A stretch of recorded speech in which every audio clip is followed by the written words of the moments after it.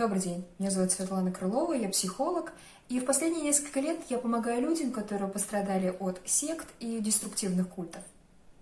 К сожалению, с приходом коронавируса и карантина активизировалось большое количество людей, предлагающих своего рода курсы личностного роста, тренинги по поиску своего предназначения и призвания в этой жизни. Это понятно, особенно сейчас, когда люди больше подвержены какому-то влиянию, духовному поиску, и они пытаются занять чем-то себя в этой жизни, поскольку вся ситуация в мире очень неопределенна, и люди не особо понимают, что происходит и что будет дальше с их жизнью и с жизнью их близких. Но именно сейчас важно понимать, где те тренинги, которые могут принести нам что-то полезное в жизни, и те тренинги, которые, наоборот, могут нам навредить. И важно развивать критическое мышление по отношению к той информации, которая поступает к нам из интернета в том объеме, особенно в котором это происходит в последнее время. Поэтому наша группа специалистов, которые занимаются помощью людям, пострадавшим от сект, создала своего рода список вопросов, который может нам в этом помочь. Вот этот список вопросов, он кажется большим, но на самом деле там есть всего 3 главных сферы, на которые можно обратить внимание. Вы можете найти этот список вопросов и скачать его, он будет в ссылке под этим видео.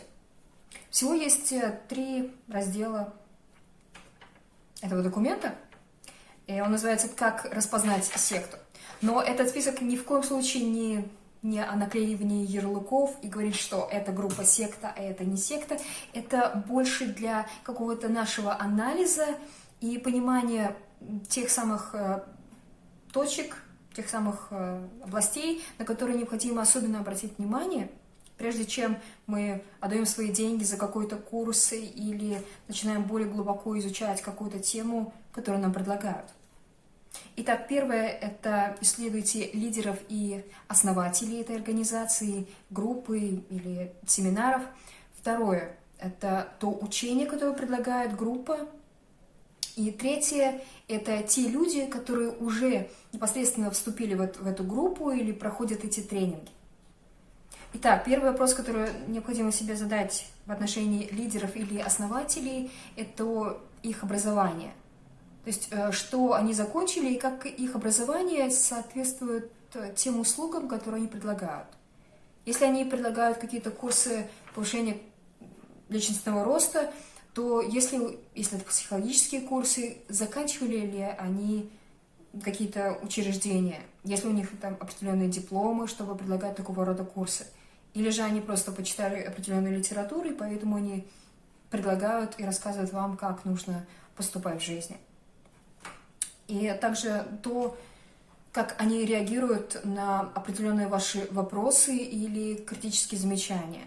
То есть блокируют ли они сразу ваши какие-то предположения и говорят, что их модель единственная истинная, и любые возражения вообще не соответствуют действительности, и они непозволительны. То есть реакция на критику очень важна. И такого рода вопросы вы также можете себе задать. И второй пункт – это те убеждения и практики, которые использует группа. Говорят ли они, что тот путь, который используют они, это единственный истинный путь? И говорят ли они о конце света? Это очень важный пункт, поскольку есть различные группы, которые предлагают просто курсы самосовершенствования. И вначале, там есть определенные техники, которые они предлагают для самосовершенствования, и вроде как все хорошо, но потом понемножку начинают они предлагать также свою модель видения будущего мира, конца света и так далее. Это вводится понемножку, чтобы человек больше привыкал к этой модели. Поэтому такой список вопросов необходимо не только на первых порах, когда вы проверили эту группу, окей, группа соответствует, все хорошо, но и также в дальнейшем, когда вы проходите какие-то тренинги, важно напоминать себе об этом списке и придерживаться его, потому что ситуация может измениться. И если сначала группа говорила, что это просто тренинги поиска своего предназначения и своих истинных мотивов и ценностей в жизни, и потом говорится, что вот есть такая модель жизни, конец света, божество, это уже другое, те самые звоночки, на которые необходимо обратить внимание. Дальше то, как ведут себя члены группы. Это третий пункт. И всегда ли они доброжелательные, всегда ли они счастливы, всегда ли они радуются тому, что говорит тренер, или совсем ли они соглашаются. Также уровень их критического мышления. Опять же, если они могут подвергать критике какие-то пункты и с чем-то не соглашаться, это как раз говорит о том, что там могут быть именно здоровые, нормальные отношения в этой группе. Но если же и они и вам препятствуют высказывать что-то, люди могут возразить, что сейчас очень сложно понять, что думают другие люди этой группы в отношении лидера или учений, если это все происходит онлайн.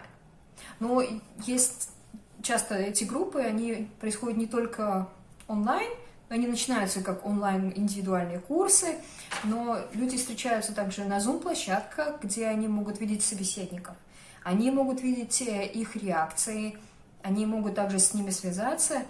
И также есть группы Telegram, WhatsApp, в которых также видно или по сообщениям, по обратной связи с другими людьми, которые проходят этот курс вместе с вами, видно то их отношение к этой группе. То есть и видно, как лидер реагирует на такого рода высказывания.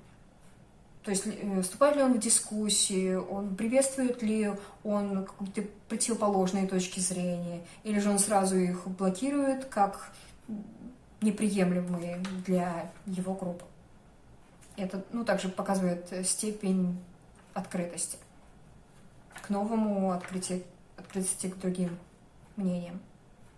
А если это не какая-то религиозная группа, если она позиционировала себя как курсы, какие-то психологические курсы, и тут она не приемлет чужие мнения людей, это уже еще один звоночек, на который необходимо обратить внимание. И вот, да, вы можете скачать этот вариант и всегда обращаться к нему, когда в очередной раз вы увидите объявление о каких-то курсах, или ваши друзья и знакомые будут вас также приглашать на какие-то курсы.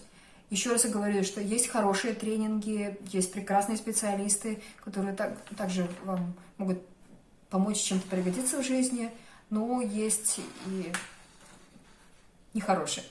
Поэтому важно помнить об этом, важно проявлять внимание к этому и анализировать информацию, которая к нам поступает. Это все, что я хотела вам сказать сегодня. И спасибо за внимание и всего доброго. До свидания.